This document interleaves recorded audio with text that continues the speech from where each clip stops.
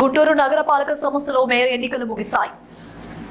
Presiding అధికారి భార్గవి తేజ ఆధ్వర్యంలో జరిగిన ప్రత్యేక సమావేశంలో కూటమి ప్రభుత్వం తరపున కోవెలమూడి రవీంద్రబాబు మేయర్ గా ఎన్నికయ్యారు.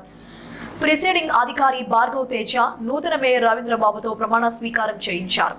ఈ సందర్భంగా గ్రామీణ అభివృద్ధి కమ్యూనికేషన్స్ కేంద్ర సహాయ మంత్రి డాక్టర్ పెమ్మసాని చంద్రశేఖర్ మీడియాతో మాట్లాడుతూ ఒక నిజమైన కార్యకర్తకు న్యాయం జరిగిందని, గుంటూరు నగరపాలక సంస్థ మేయర్ గా కోవెలమూడి రవీంద్రబాబు గెలవడం చాలా ఆనందంగా ఉందని, ఈ సందర్భంగా ఆయనకు మనస్ఫూర్తిగా అభినందనలు తెలియజేస్తున్నారన్నారు.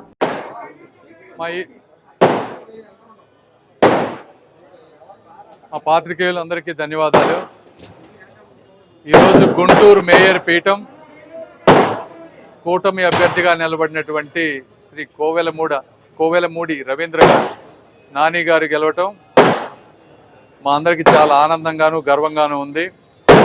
మొట్టమొదటిగా దీనికి సహకరించినటువంటి తెలుగుదేశం, జనసేన కార్పొరేటర్లందరికీ, అదేవిధంగా కూటమి ఇంక్లూడింగ్ బీజేపీ నాయకులందరికీ, ముఖ్యంగా దీన్ని కోఆర్డినేట్ చేసినటువంటి మా ఎమ్మెల్యేలకు అందరికీ, కార్యకర్తలందరికీ కూడా కృతజ్ఞతలు, ధన్యవాదాలు.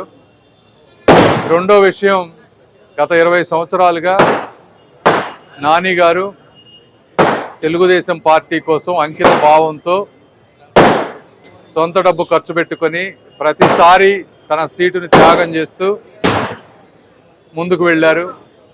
కాబట్టి నిజమైన కార్యకర్తగా ఈ రోజున తెలుగుదేశం పార్టీ శ్రీ నారా చంద్రబాబు నాయుడు గారు, శ్రీ నారా లోకేష్ గారు, అదేవిధంగా సహకరించినటువంటి పవన్ కళ్యాణ్ గారు, పురంధేశ్వరి గారు అందరూ కలిసి ఈరోజు కూటమి అభ్యర్థిగా నాని గారిని ఇచ్చి ప్రోత్సహించినందుకు వారికి కూడా ఇంకొకసారి ధన్యవాదాలు తెలుపుతా ఉన్నాం. మూడవది, ఈరోజు చూస్తే వైఎస్ఆర్ కాంగ్రెస్ పార్టీకి కూడా దాదాపుగా 25 మందో ఎన్నో కార్పొరేటర్లు ఇంకా ఉన్నారు.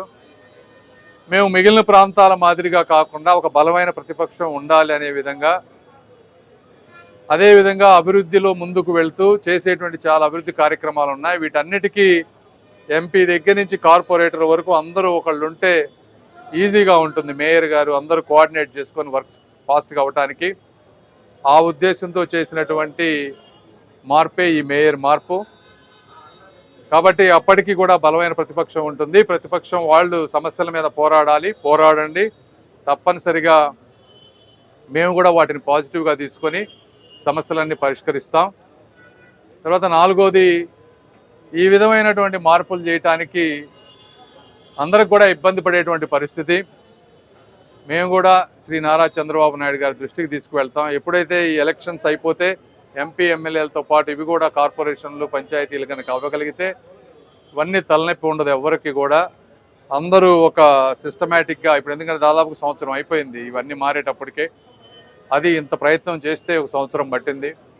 ఇలాంటి పరిస్థితి రాకుండా ముందు సిస్టమేటిక్గా ఉండాలని కూడా నేను కోరుకుంటున్నాను. అదేవిధంగా మేము కూడా దానికి కృషి చేస్తాం. ఏదేమైనప్పటికీ ఒక నిజమైన కార్యకర్తకు మంచి జరిగింది, గుంటూరు ప్రజలకు ఇంకా మంచి జరుగుతుంది. ఈ భాగంలో ప్రతి ఒక్కరూ, ప్రజలు, కార్పొరేటర్లు, ఎమ్మెల్యేలు అందరం కూడా కలిసిమెలిసి పనిచేస్తాం.